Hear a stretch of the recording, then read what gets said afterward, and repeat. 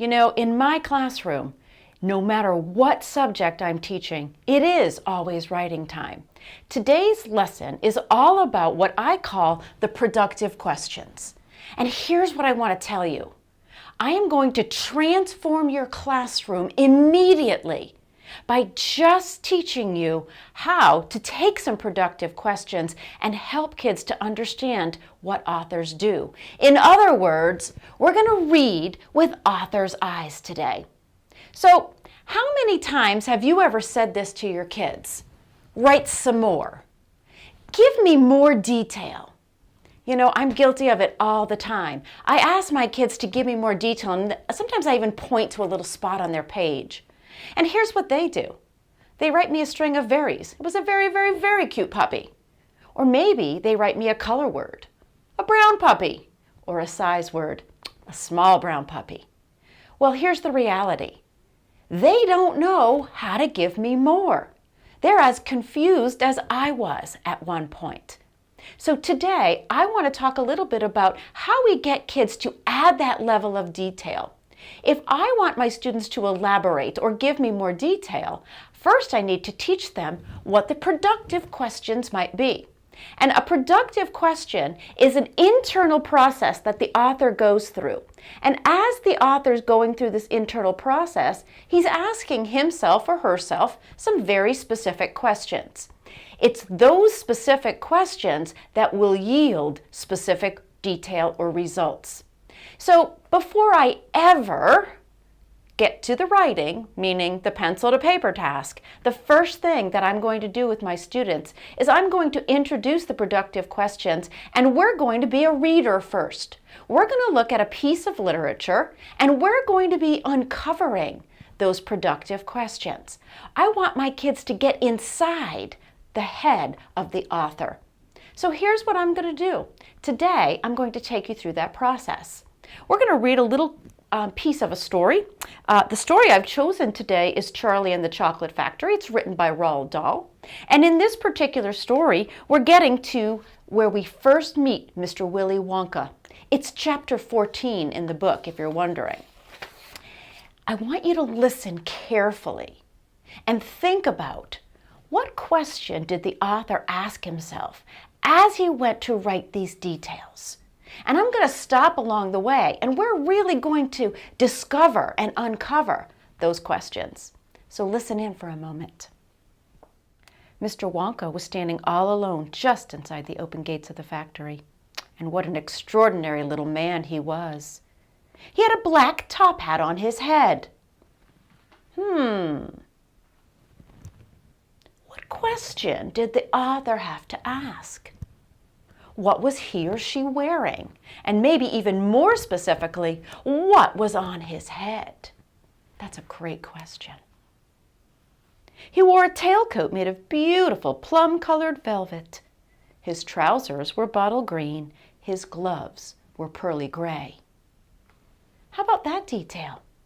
What question was answered there? Again, what was he wearing?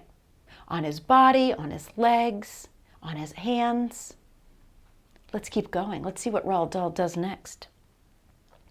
And in one hand, he carried a fine gold-top walking cane. What was he holding? Covering his chin, there was a small, neat, pointed black beard, a goatee. And his eyes were most marvelously bright. They seemed to be sparkling and twinkling at you all the time. The whole face, in fact, was alight with fun and laughter. What kind and color eyes?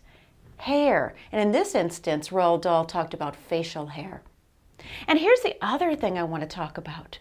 He didn't just say he had bright eyes, but rather Roald Dahl used that beautiful descriptive detail to describe those eyes, marvelously bright, twinkling at you all the time. Let's continue on.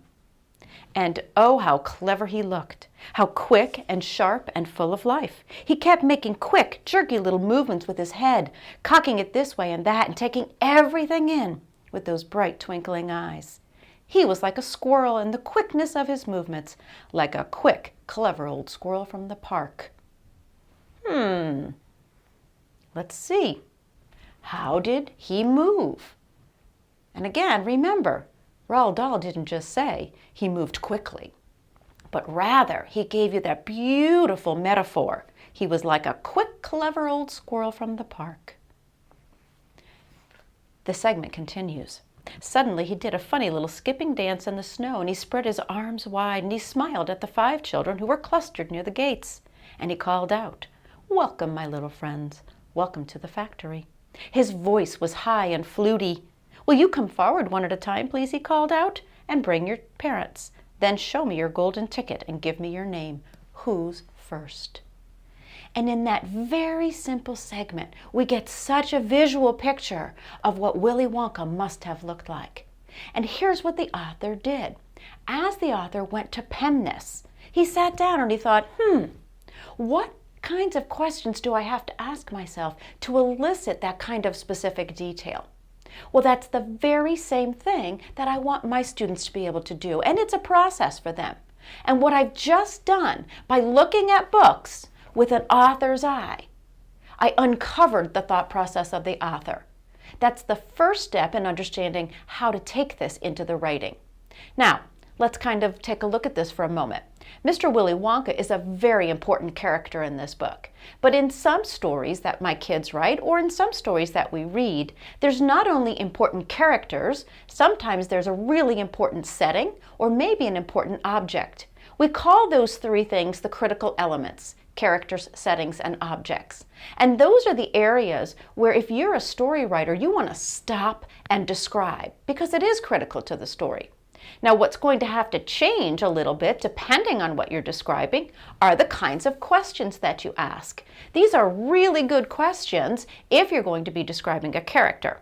But if you're going to be describing a setting, the questions have to be slightly different. So the questions might be, what kind and color trees? What kind and color plants or animals? What do you see, smell, or hear? Those would be really good setting questions. And then if we're looking at an object, once again, the productive questions are going to change. But remember, that's how we're going to elicit that very specific detail. Now, in my classroom, the next step, once we read a book with author's eyes, is to then go through the modeling process, where we literally chart the questions and then we answer those questions in words and phrases. Once we answer those questions, and there can be lots of different answers, once we answer them, then we want to take that and turn it into a fluid segment of writing. This is going to transform your reading and writing classroom immediately, because you've now given your kids a tool for their toolbox. What's the tool? Productive questions. And so anytime you say to your kids, write more or give me more detail, they can pull out that list of productive questions. Or you can leave that anchor chart right there on the wall for them to use as a reference point. That's powerful stuff. I also want to talk a little bit about some other connections that you can make. This very, very same strategy can be used whether you're writing narrative, or let's look at it in terms of content. So if I'm in my science class and I'm studying something in science, let's say biomes for instance, and I want my students to understand the differences between each of those biomes, I might take something like the tundra and say, you know what? Let's see if we can apply some of these productive questions to the biomes. So what would the questions be? Well, in the tundra, what kind and color trees, plants, animals might you see? What would you see or smell or hear if you were in the tundra? And by doing this, I'm creating a connection for my students so that I can take writing outside of the walls of my writing classroom, bring it back inside into my content area. Because here's what's really important in my classroom. It's always writing time. I'm hoping that it's always writing time in your classroom too.